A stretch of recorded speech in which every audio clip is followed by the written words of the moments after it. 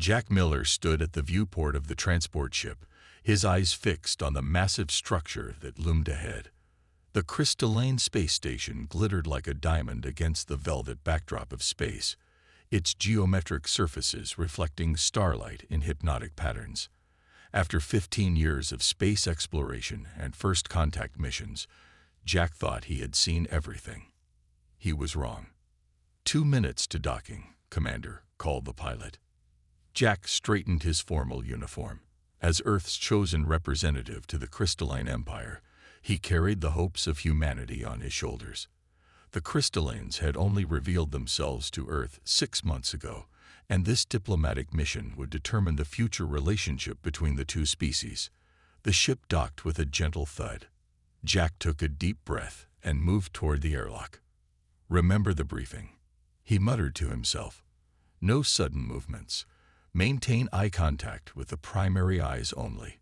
Don't show teeth when smiling." The airlock hissed open, revealing 3 tall, insect-like aliens waiting for him.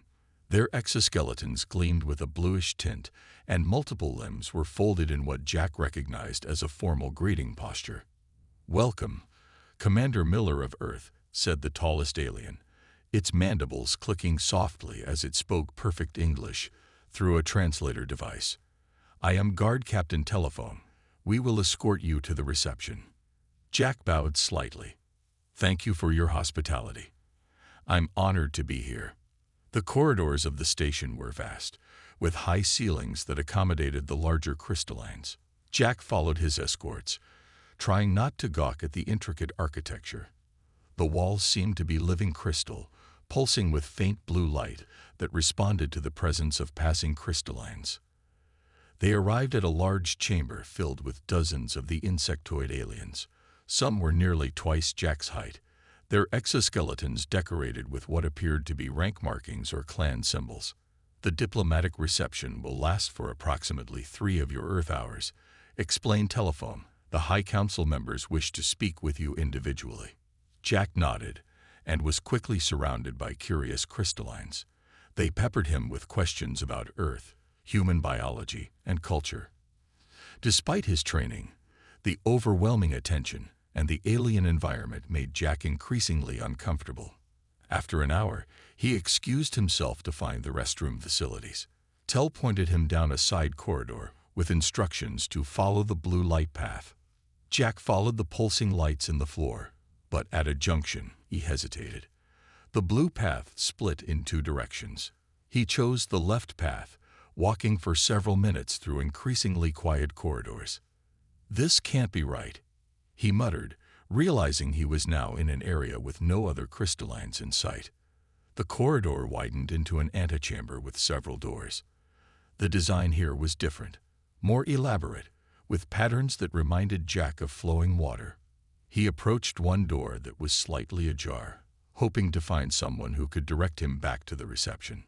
"Hello," he called softly, peering through the opening. "I'm afraid I'm lost." When no one answered, Jack pushed the door open a bit more and stepped inside. The room was dimly lit, but he could make out what appeared to be a bedchamber. The space was vast, with a raised platform in the center covered in what looked like silk. Crystal formations grew from the walls and ceiling, creating a canopy effect. Jack froze when he realized where he must be. The private quarters of someone important. He turned to leave when a weak voice called out from behind a translucent screen. "Who enters my chamber unbidden?" Jack's heart hammered in his chest as the screen slid aside, revealing the occupant of the room.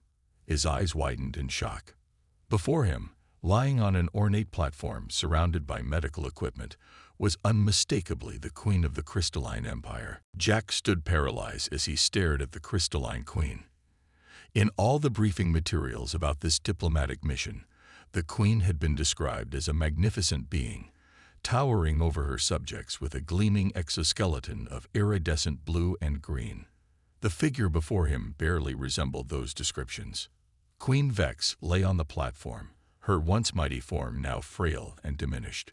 Her exoskeleton, rather than gleaming, was dull and riddled with tiny cracks that leaked a faint phosphorescent fluid. Various tubes and crystalline devices were connected to her body, pulsing with energy that seemed to be keeping her alive. "I asked who enters," the Queen repeated, her voice surprisingly strong despite her weakened state. Jack swallowed hard. "My name is Jack Miller, Your Majesty. I'm the representative from Earth. I got lost trying to find my way back to the diplomatic reception. I apologize for the intrusion." The Queen's compound eyes studied him carefully. Unlike the other crystallines, whose eyes were a uniform blue, hers contained flecks of gold that caught the light. "A human," she said, her mandibles clicking softly. "I have not yet had the pleasure of meeting one of your kind up close." Jack noticed that she was trying to sit up, struggling against her weakness. "Please, don't strain yourself on my account," he said, moving forward instinctively. The moment he stepped closer, alarm signals blared throughout the chamber. The door behind him burst open as 6 royal guards rushed in, weapons drawn. "Step away from the Queen," shouted the lead guard, aiming what looked like an energy weapon at Jack's chest. "Wait," Jack raised his hands. "This is a misunderstanding. I got lost." "Silence," the guard advanced. "Entering the royal chamber is punishable by death. You have violated our most sacred law." Queen Vex made a sharp clicking sound, and the guards immediately froze. "This human did not know our ways," she said, "and I find his presence interesting." The head guard lowered his weapon slightly but remained tense. "Your Majesty, the royal physician has ordered that you have no visitors." "Your condition." "My condition is my own concern, Captain Rill," the Queen interrupted sharply. "Leave us." "But, Your Majesty." "Leave us," she repeated, her voice dropping to a dangerous tone. "Wait outside." The guards reluctantly backed out of the chamber, leaving Jack alone with the Queen. He could feel his heart pounding in his chest. "You look afraid, human," Queen Vex observed. "I've just violated what appears to be your most important cultural taboo," Jack replied honestly. "And I'm still trying to understand why you didn't let your guards remove me." The Queen's mandibles moved in what Jack interpreted as a small smile. "Because you are the first being in 3 cycles to look at me with concern rather than fear or ambition." She gestured to a crystal formation near her platform, which shifted shape to form a seat. "Sit. Since fate has brought you to my chamber, we might as well talk." Jack hesitantly took the offered seat. "Your people don't know you're ill, do they?" Queen Vex's compound eyes widened slightly. "You are perceptive." "No, they do not. As far as my empire knows, I am simply in seclusion, contemplating the future of our species." She leaned forward, wincing. "If they knew the truth, that I am dying, it would throw our entire society into chaos." "Why tell me this? I'm a stranger." "Perhaps that is precisely why," the Queen said softly. "Sometimes, Jack Miller of Earth, the universe places help in the most unexpected places." Before Jack could respond, the chamber door slid open, and a smaller crystalline rushed in, carrying what appeared to be medical equipment. "Your Majesty," the newcomer exclaimed, freezing at the sight of Jack. "What is the meaning of this?" The newcomer stared at Jack, with all 4 of his eyes blinking rapidly in what appeared to be alarm. He was smaller than the guards, with a lighter exoskeleton that bore markings Jack didn't recognize. "Dr. Trill," Queen Vex said calmly, "this is Jack Miller, the human representative. Jack, this is my personal physician." Dr. Trill's mandibles clicked rapidly. "Your Majesty, with all due respect, no outsider should see you in this condition. The human must be removed immediately." "The human stays," the Queen said firmly, though the effort caused her to cough violently. A trickle of luminescent fluid leaked from a crack near her neck. Jack stepped forward instinctively. "She needs help." Dr. Trill moved between Jack and the Queen, his posture defensive. "I am perfectly capable of treating Her Majesty." Jack raised his hands in a peaceful gesture. "I'm sure you are, but I have some medical training, and sometimes a fresh perspective helps." Queen Vex made a sound that might have been a laugh. "You have medical knowledge," Jack Miller, you did not mention this. Basic field medicine, Jack admitted, required training for all space commanders. I'm no doctor, but I've treated injuries and illnesses in many species. The Queen's gaze intensified. And what does your basic field medicine tell you about my condition? Jack studied her carefully, noting the pattern of cracks, the color of the fluid, and the placement of the medical devices. Your exoskeleton is deteriorating, he said slowly, but it's not happening evenly. The cracks are concentrated around your joints and sensory organs. He pointed to a particularly severe crack near her main breathing tube, and that pattern looks more like damage from something inside, not outside. Dr. Trill's antennae twitched in surprise. That is remarkably accurate for a simple observation. The Queen clicked her mandibles thoughtfully. And what would you prescribe, human doctor? I'm not prescribing anything, Jack said carefully, but I would want to know what's being put into your body. Food, medicine, everything. Dr. Trill bristled. Are you suggesting? I'm suggesting nothing, Jack interrupted. But in my experience, when a body breaks down this way, it's often because something is attacking it from within. The room fell silent as both crystallines stared at him. Finally, the Queen spoke. Dr. Trill, bring me the results of the last 3 nutrient analyses. The doctor hesitated. Your Majesty, I don't think. Now, doctor, she said, her voice leaving no room for argument. When Dr. Trill left the chamber, the Queen turned her golden-flecked eyes to Jack. You recognize this as poisoning? Jack nodded. It looks similar to heavy metal poisoning I've seen in miners on the Jupiter moons, but I could be wrong. You are not wrong, she said quietly. I have suspected for some time. But poisoning implies a poisoner, and that is a dangerous accusation when you are a queen. Who prepares your food? Jack asked. Only the royal food preparers, supervised by my high advisor, Lord Cry. The door slid open as Dr. Trill returned with a crystalline tablet. He handed it to the Queen with obvious reluctance. Jack Miller of Earth, the Queen said after studying the tablet, if I ordered my guards to execute you right now for trespassing in my chambers, no one would question it. Jack tensed, but held her gaze. I understand. However, she continued, I find myself in need of someone with your unique perspective. Someone outside our political system. Someone with nothing to gain from my death. What are you proposing, Your Majesty? Queen Vex's mandibles formed what Jack was beginning to recognize as a smile. A deal. Help me discover who is poisoning me and how to cure this affliction, and I will not only spare your life, but ensure that Earth is granted favorable status in our interstellar treaties. And if I fail? Jack asked. Then we both die, she replied simply.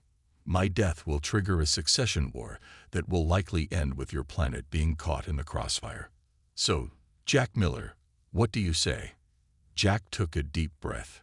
I say we better get started right away, Your Majesty. The Royal Laboratory hummed with strange energy as Jack peered into something that resembled a microscope, but worked by projecting crystalline holograms of whatever it analyzed.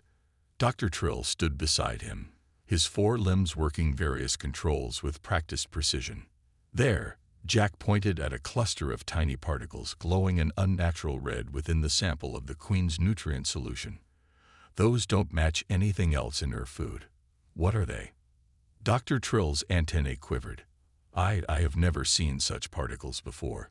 He adjusted the magnification, and the red particles expanded into complex geometric shapes. These are not natural compounds found in any crystalline food source. Jack frowned. Can you check if they match any known toxins in your database? Dr. Trill's fingers danced across the control panel. After a moment, the system chimed, and a holographic display appeared with information in the crystalline language. It is a synthetic compound, Dr. Trill translated, his voice dropping to a whisper. A rare mineral called droxtil, found only on our colony world of Varn. In its processed form, it bonds to exoskeleton proteins and causes them to degrade slowly. Perfect for a long-term assassination, Jack muttered. Who has access to this substance? It is highly regulated. Only the Science Council. And Dr. Trill paused, his compound eyes blinking rapidly. And the Royal Advisory Board. Jack remembered what the Queen had said. Lord Cry is the head of that board, isn't he? Before Dr. Trill could answer, the laboratory door slid open. A tall, imposing crystalline entered, his exoskeleton adorned with elaborate markings of rank and power. 4 guards flanked him. Dr. Trill, the newcomer said, his voice deep and resonant. I was informed you were working with an unusual assistant. Jack didn't need an introduction to recognize Lord Cry from the diplomatic briefings. The High Advisor's exoskeleton was nearly black, with streaks of crimson that seemed to pulse with each movement. Lord Cry. Dr. Trill bowed hastily. Yes, by order of the Queen herself. This is Jack Miller, the human representative. Lord Cry's gaze fixed on Jack, a human in our most secure facility. Most irregular. He approached the workstation, glancing at the holographic display. What exactly are you studying with such intensity? Jack noticed Dr. Trill quickly switched the display to a different sample. Standard nutrient analysis, my lord. The Queen requested a review of her dietary intake. Did she? Lord Cry's mandibles clicked softly. Strange that she would not inform me of this concern. Jack decided to take a risk. I suggested it, Lord Cry. On Earth, we have a saying, you are what you eat. I was curious if crystalline biology follows similar principles. The High Advisor's antennae twitched. How fascinating. And what have you discovered about our principles? That some things aren't always what they appear to be, Jack replied, meeting the alien's gaze steadily. A tense silence filled the laboratory. Finally, Lord Cry made a gesture that might have been dismissive. I require a moment alone with Dr. Trill to discuss royal matters. Human, you will wait outside.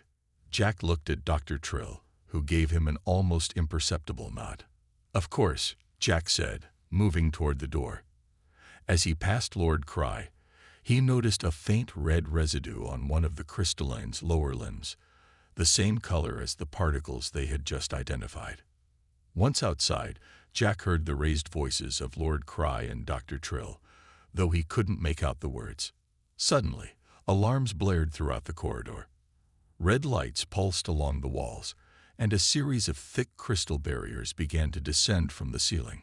Jack lunged back toward the laboratory door, but it had sealed shut.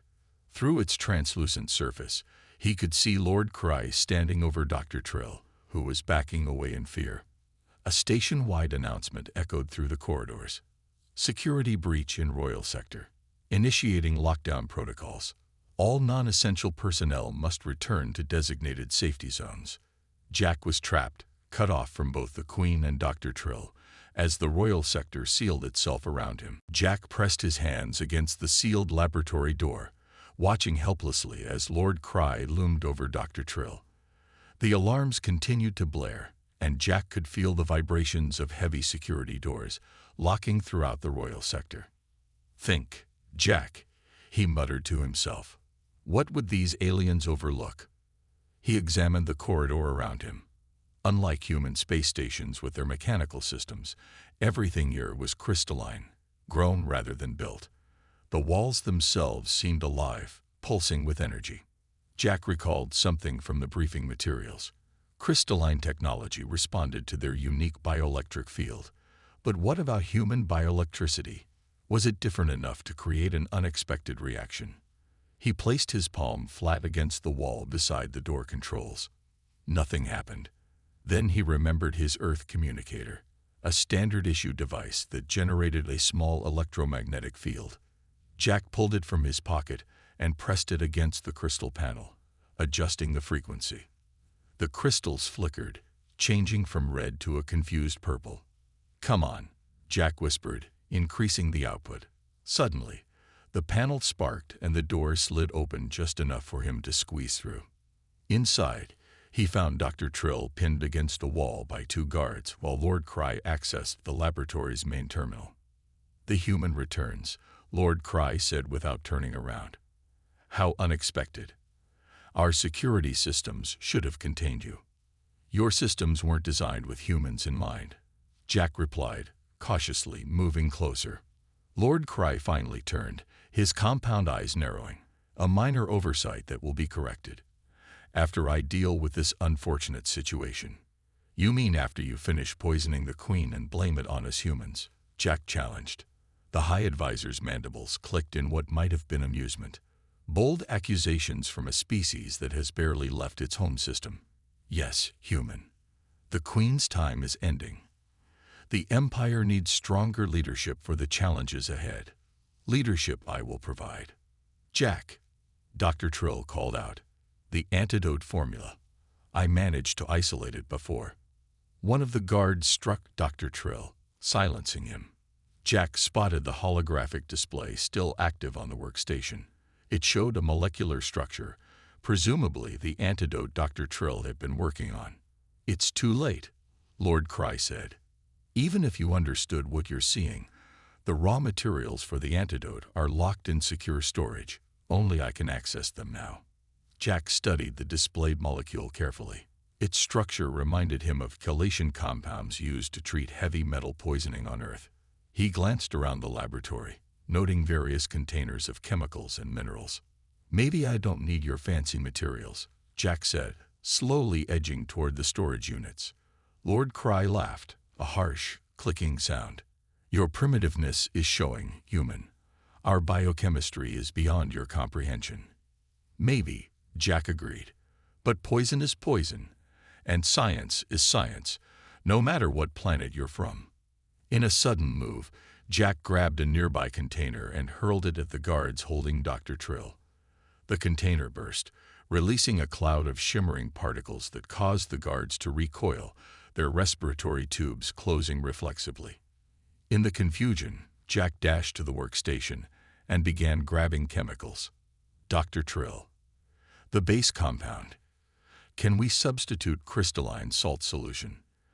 The doctor broke free and rushed to Jack's side. Yes, and add the blue enzyme from that container. Together, they worked frantically, mixing compounds while Lord Cry shouted orders to his recovering guards.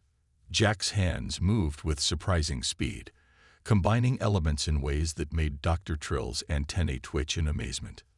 This approach shouldn't work, Dr. Trill said as Jack used his communicator to heat the mixture. We never consider combining components this way.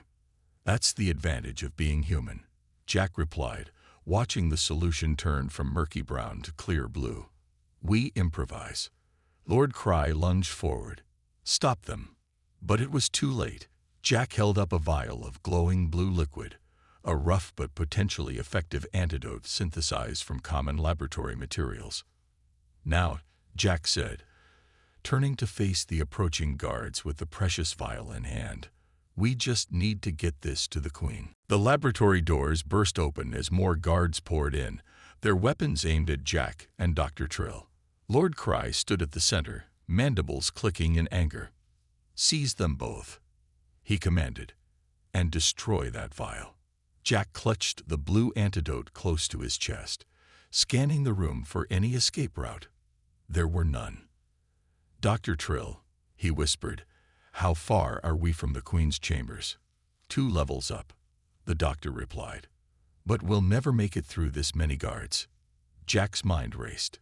He had faced impossible odds before, but never against aliens with superior technology and numbers. Then he noticed something.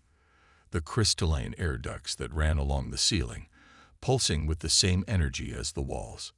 Do these connect to the Queen's chambers? Jack asked, gesturing upward subtly. Dr. Trill's eyes followed Jack's gaze. Yes, they cycle purified air to her quarters directly.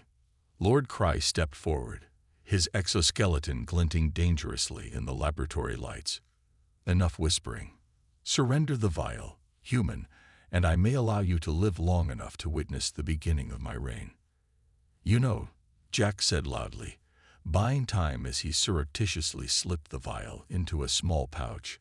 On Earth, we have a tradition during power transitions. He took a step backward, closer to the workstation with its various chemicals. The old leader and new leader meet face to face. Lord Cry tilted his head. An interesting, but irrelevant custom. Maybe, Jack shrugged. But I think the Queen would appreciate knowing exactly who is taking her throne. As he spoke, Jack's hand found a container of metallic powder behind him. With a swift motion, he threw it into the air, where it burst into a cloud of reflective particles that caught the light, temporarily blinding the crystalline's sensitive compound eyes.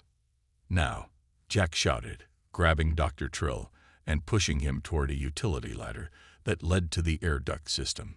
The guards fired their weapons blindly, energy bolts striking the walls and equipment around them. Jack felt searing heat as one bolt grazed his shoulder, but adrenaline pushed him forward. He shoved Dr. Trill up the ladder first, then followed, kicking it away as he climbed to prevent pursuit. Dr. Trill opened the air duct panel, and they crawled inside. The narrow passage glowed with blue light, barely large enough for Jack to squeeze through. "They'll override the security locks and follow us," Dr. Trill said as they crawled rapidly through the duct. "We have minutes at most." Behind them, alarms blared as the station-wide announcement system activated. "Attention all citizens. Human delegate has attacked royal personnel and flowed with a dangerous substance. Considered armed and hostile." Jack grimaced. "Great, now the entire station is looking for us." They reached a junction in the duct system. Dr. Trill pointed to the right passage. "This leads directly to the Queen's chambers." As they moved forward, Jack heard the sounds of pursuers entering the ducts behind them. The close quarters would offer no advantage here. In fact, the crystalline's multiple limbs made them faster in this environment. "We won't outrun them," Jack said. He reached into his pocket and pulled out his communicator. "But maybe we can slow them down." Quickly, he adjusted the device's settings to its highest electromagnetic output and wedged it into a narrow section of the duct they had just passed. The crystalline material around it began to pulse erratically. "That should disrupt the growth patterns of the crystal," Jack explained. "With luck, it'll seal this section temporarily." They continued forward until they reached another panel. Dr. Trill pushed it open, and they dropped down into a familiar room. The Queen's chambers. Queen Vex lay on her platform, looking even weaker than before. Her eyes widened at their sudden appearance. "Your Majesty," Jack said, rushing to her side. "Lord Cry has been poisoning you. We have an antidote, but his guards are right behind us." The Queen struggled to sit up. "Cry. I suspected, but never wanted to believe." Jack removed the vial from his pouch. "This may not be perfect, but it should start counteracting the poison." As Dr. Trill administered the blue liquid, the chamber doors began to glow red, the guards attempting to override the locks from outside. "They're coming," Jack said, looking around for anything he could use as a weapon. "Your Majesty, can you move?" The Queen's mandibles clicked weakly. "Not yet. The antidote needs time." Jack grabbed a ceremonial staff from the wall and positioned himself between the door and the Queen. "Then we make our stand here." The doors burst open, and Lord Cry entered, flanked by a dozen guards. Lord Cry stepped into the Queen's chamber, his black exoskeleton gleaming under the soft lights. The guards fanned out behind him, weapons raised. "How touching," Lord Cry said, his voice dripping with mockery. "The human defends our dying queen." A futile gesture, but admirable in its simplicity. Jack stood firm, gripping the ceremonial staff. Behind him, Dr. Trill hovered anxiously over Queen Vex, monitoring her condition as the antidote flowed through her body.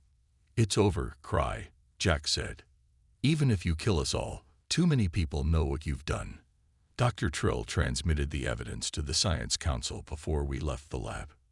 Lord Cry's mandibles twitched in irritation. "A bluff human. Our systems are locked down."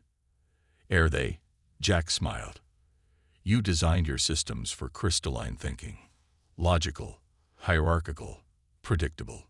Humans are anything but predictable." For the first time, uncertainty flickered across Lord Cry's features. He turned to one of his guards. Verify the communication channels. While they were distracted, Jack noticed a subtle change in the Queen. Her eyes, once dull, now shimmered with renewed energy. The cracks in her exoskeleton were sealing themselves, the blue glow beneath growing stronger. "You have lost, Cry," Queen Vex said, her voice still weak, but gaining strength with each word. "Your ambition has blinded you to the most important lesson of leadership, adaptability." Lord Cry's attention snapped back to the Queen. His compound eyes widened in shock as he saw her improving condition. "Impossible," he hissed. "The poison was perfect. No crystalline medicine could counter it." "No crystalline medicine," the Queen agreed, slowly rising from her platform. "But I had something you did not anticipate, human ingenuity." Lord Cry snarled and raised his weapon. "Kill them all. Now." The guards hesitated, seeing their Queen standing again. In that moment of confusion, Jack acted. He swung the staff in a wide arc, not at the guards, but at the crystalline control panel on the wall. The panel shattered, and suddenly the chamber was flooded with light as the privacy shields that had kept the Queen hidden from her people for months deactivated. The massive viewport that formed one wall of the chamber became transparent, revealing the throne room beyond, where hundreds of crystallines were gathered for court. "My people," Queen Vex called out, her voice amplified by the chamber's acoustics. "Behold your Queen, and behold treason in our midst." The assembled crystallines stared in shock, first at their Queen, who many had feared was already dead, and then at Lord Cry and his guards, weapons raised against her. "This human," the Queen continued, placing a still weak hand on Jack's shoulder, "discovered Lord Cry's plot to poison me and seize power. He, an outsider, showed more loyalty to our empire than my own advisor." Lord Cry looked around frantically as loyal royal guards poured into the chamber from the throne room, surrounding his conspirators. "Your Majesty," he pleaded, dropping his weapon, "I only sought to strengthen our empire against outside threats. The humans," Queen Vex interrupted, "have proven themselves worthy allies. While you saw their differences as weakness, I now see them as strength. Their adaptability, their creativity, their willingness to question. These are qualities our civilization has lost in its quest for perfection." She turned to Jack. "Commander Miller, you have saved not only my life, but potentially the future of the Crystalline Empire." Lord Cry and his conspirators were disarmed and led away. The Queen, though still requiring Dr. Trill's support to stand, addressed the gathered crowd again. "Today marks a new beginning for our people. We have grown stagnant, resistant to change, vulnerable to threats we cannot yet imagine. But no longer." She gestured to Jack. "I hereby appoint Commander Jack Miller as Earth's permanent ambassador to the Crystalline Empire, with full honors and privileges of the royal court." The chamber erupted in the clicking sounds of crystalline applause.